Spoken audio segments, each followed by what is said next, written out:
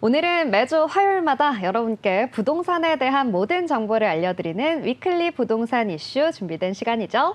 네, 부동산 고민 많으실 텐데요. 저희 이런 고민 건국대 미래지식교육원 하정민 교수님 모시고 다양한 이야기 나눠보는 시간 갖겠습니다. 교수님 어서 오세요. 네, 안녕하세요. 안녕하세요. 네, 교수님 반갑습니다.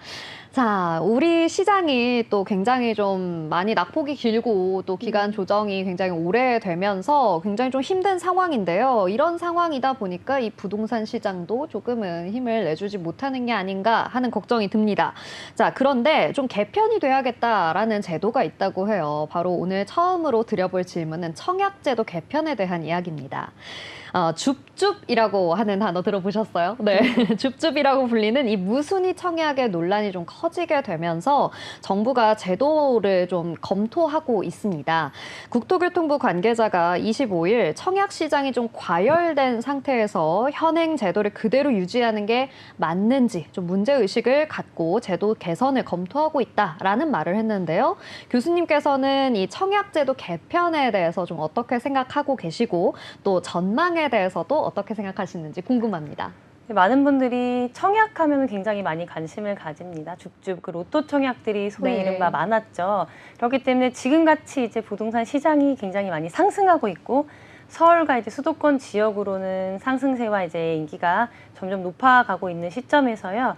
두 가지 이제 문제점이 있는데요. 이 청약했을 때의 지원 자격과 그리고 이제 가점제에 대한 얘기입니다.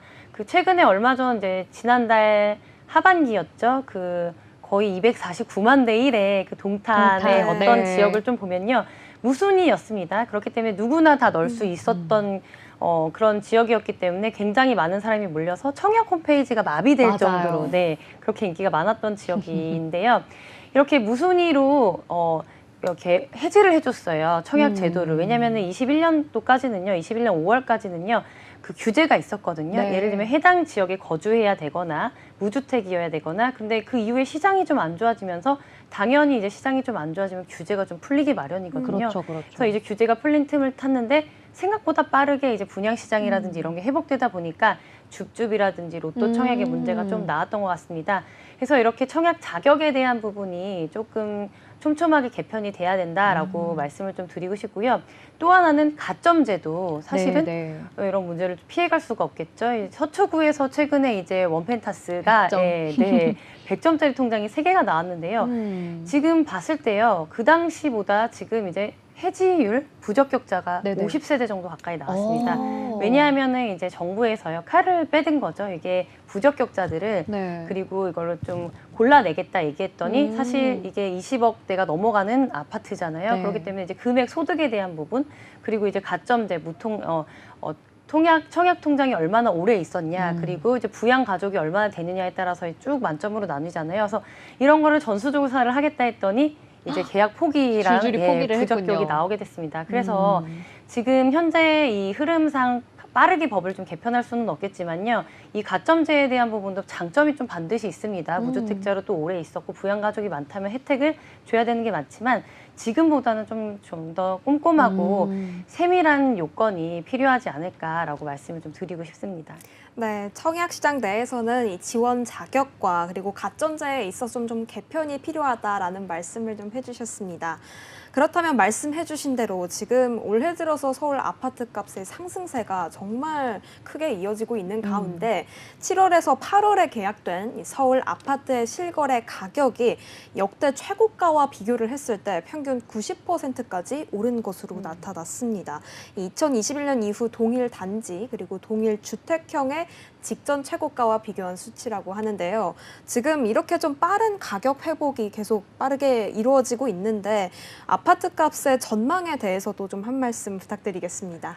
지금 이제 전년 대비했을 때 서울시에서 있었던 거래를 좀 보면요. 상승 거래가 67%가 넘었습니다. 네. 게다가 보합 거래 같은 경우에도 6%에서 8%를 넘어섰거든요. 그러니까 가격적인 흐름을 좀 봤을 때는요. 99%를 회복했다는 건 정고점을 뚫었다라고 뚫었다. 네, 네. 보기에도 굉장히 많이 무방합니다. 근데 지금 지역을 보면요. 너무나 유명한 강남권 같은 경우에 99%, 마용성 같은 지역, 그리고 뭐 강동구, 서초, 송파 지역 같은 지역 이렇게 집주 근접에 인프라가 굉장히 좋은 지역 위주로 많이 올랐는데요. 이 올랐던 단지를 보면요. 이 단지들이 20년하고 21년에도 상승폭이 많았던 지역 위주로 같이 올랐습니다. 그에 비해 이제 약간 어떤 배드타운의 성격이 이제 노도강이라든지 뭐 네. 도봉구, 강북구, 노원구 이런 지역 같은 경우는 조금 주춤하고요. 이 중간에 목동이라든지 재건축이나 재개발의 이슈가 있는 지역들 위주로 이 흐름세가 굉장히 빨랐거든요. 가격뿐만 아니라 이제 거래량도 살펴보면은 거래량도 거의 100% 가까이 나온 지역들도 네. 속출을 하고 있습니다. 그런데 아무래도요, 이제 7월 달 같은 경우가 거래량이 굉장히 많고 가격도 많이 올라갔기 때문에 봤을 때 이제 8월 달, 9월 달을 거치면서 약간의 완만한 흐름을 보일 가능성은 조금 높다라고 말씀을 좀 드릴 수가 있겠고요. 지금 이제 거래에 대한 피로감이 있고 9월 달 이후부터는 이제 명절도 있고요. 그렇죠? 네. 연휴들도 좀 길게 있고 이제 겨울 시즌이기 때문에 이때부터는 좀 완만한 곡선을 그려나가지 않을까. 하지만 이런 흐름은 내년 상반기까지는 지속될 가능성이 굉장히 높다라고 말씀을 드릴 수가 있겠습니다. 네, 그렇군요. 오르던 곳이 더 오른다. 이렇게 좀 볼 수 있을 것 같은데요. 겨울이 되면서 앞으로 이제 또 겨울 앞두고 있으면서 어떻게 우리 가격이 올라갈지 좀 지켜보셔야겠습니다. 그와 함께 또 오르고 있는 게 결국에는 거래량 이야기를 할 수밖에 없습니다. 뭐 금액도 상승을 하고 있지만 거래량 자체도 굉장히 많이 실리고 있는데요. 7, 8월 계약된 서울 아파트 실거래 가격이 역대 최고가 90%에 육박했지 않습니까? 그런데 거래량까지 올라가면서 이제 좀 대출 규제 강화되게 되면 이 거래량도 좀 줄어들지 않겠느냐라는 분석들 나오고 있거든요. 서울 아파트 거래량에 대해서는 또 어떻게 생각하고 계세요, 교수님? 거래량은 아무래도 줄어들 가능성이 많습니다. 그래요? 이 7, 네네. 8월 달에 왜 거래가 많았는지를 좀 살펴보면요.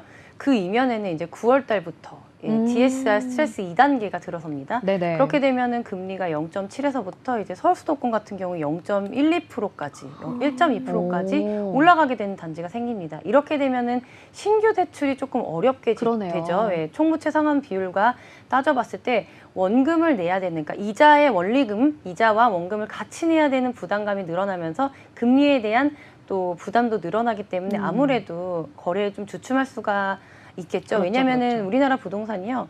그 대출 없이, 전세 없이 사는 아, 분들은 절대 거의 불가능합니다. 없습니다. 예, 내가 거의 은행 집이라고 얘기를 하지 그렇죠. 않습니까? 예, 그렇기 때문에 이런 부분이 금리의 사소한 변동이요. 시장에 굉장히 많은 영향을 끼칠 가능성이 높습니다. 근데 이 부분 또한 좀 어쩔 수 없죠. 가계부채가 굉장히 많이 늘어나고 있고 지금 당장은 장기적으로는 금리가 인하될 거라고 생각은 하시지만요. 이런 스트레스 금리가 또 적용이 되게 되면은 우리가 기대했던 것만큼 금리 인하에 대한 효과를 못 누릴 수가 있기 때문에 아마 이런 부분 때문에 7, 8월 달에 거래량이 많았던 게 서둘러서 매매를 서둘렀던 분도 계시고요. 또 하나는 이 스트레스 2단계 같은 경우에 DSR이 줄어들게 되면요. 이것이 전세에도 반영이 됩니다. 지금 네. 가격을 좀 밑받쳐주고 있는 것이 바로 이제 임대가가 전세가, 매매가가 좀 끌려가지 않습니까? 왜냐하면 전세 가격이 오르기 때문에 그만큼 매매 가격이 올라가게 되는 현상인데요. 이게 아마 이제 전세자금 대출에도 규제가 받게 된다면 아무래도 전세가가 더 오르기 힘들기 때문에 장기적으로 이제 시장의 상승률을 봤을 때는 조금은 제동을 걸어줄 수 있지 않나라고 말씀을 좀 드릴 수가 있겠습니다. 네, 가격은 상승을 하고 있지만 그래도 거래량은 좀 줄어들 것으로 보인다라고 말씀을 해주셨습니다. 아무래도 금리에 대한 부담감이 좀 계속 작용하고 있는 것으로 보이는데요. 이렇게 서울에 대한 이야기를 저희가 계속 했는데 그럼 지방으로 좀 넘어가 보겠습니다. 지금 서울과 수도권은 부동산 붐이 계속 일어나고 있거든요. 하지만 이 지역을 제외한 곳들은 부동산 시장이 좀 부진하고 있다고 합니다. 그래도 이러한 가운데 다음 달에 전국 아파트 입주 물량이 절반 이상이 좀 지방에 공급될 것으로 예상이 되고 있는데요. 부산이 그 선두에 있다고 합니다. 그렇다면 지금 부동산 열기가 계속 뜨거운 만큼 서울의 주택 공급도 좀 올라가게 좀 활발하게 이루어질까요? 서울의 주택 공급은 당분간 예정된 물량이 이제 하반기를 봤을 때 크지가 않습니다. 예, 많이 크지 않아요. 말씀하신 대로 부산권 같은 경우 굉장히 많고요. 지금 23,000건 중에 12,000건 이상이 다 지방에 쏠려 있어요. 그렇군요. 그런데 이제서야 뭐 대구라든지 부산 시장이 소폭 회복을 하기 시작했거든요. 그런데 이 뒤에 이제 물량이 또 굉장히 많이 되고 있으니까 아무래도 이 미분양의 그 오명을 벗어나기는 조금 어려워 보입니다. 또한 이제 수요 또한 마찬가지인데요. 지금 보게 되면은 지방층 수요는 점점 좀 줄어들고 줄죠. 있어요. 예, 왜냐면은 지방층에 이제 뭐 신규로 인구가 유입될 호재라든지 개발에 대한 호재들이 거의 다 이제 끝나가는 시점이고, 많은 분들이 좀 더 괜찮은 지역, 좀 더 서울 가까운 지역, 도심권을 많이 선호하기 때문에 지금 분양되고 있는 지역이 수도권에서도 보면은 중심부보다는 약간 뭐 신도시급의 주변 지역이 좀 많습니다. 그렇기 때문에 당분간 분양 시장을 좀 봤을 때요, 이렇게 뭐 줍줍이나 로또 청약처럼 서울권과 그리고 지방권의 분위기는 좀 많이 달라질 것 같습니다. 하지만 그 중에서도요, 이제 대구 시장 같은 경우가 최근에 시장을 좀 회복했거든요. 근데 봤더니 입지가 좋은 지역에 분양되는 것 같은 경우, 인프라가 좋은 지역 같은 경우에는 여전히 좀 인기가 있었기 때문에 아마 이런 지방 시장의 분양의 옥석 가리기가 굉장히 더욱더 심해지고 양극화가 심해질 것으로 내다보고 있습니다.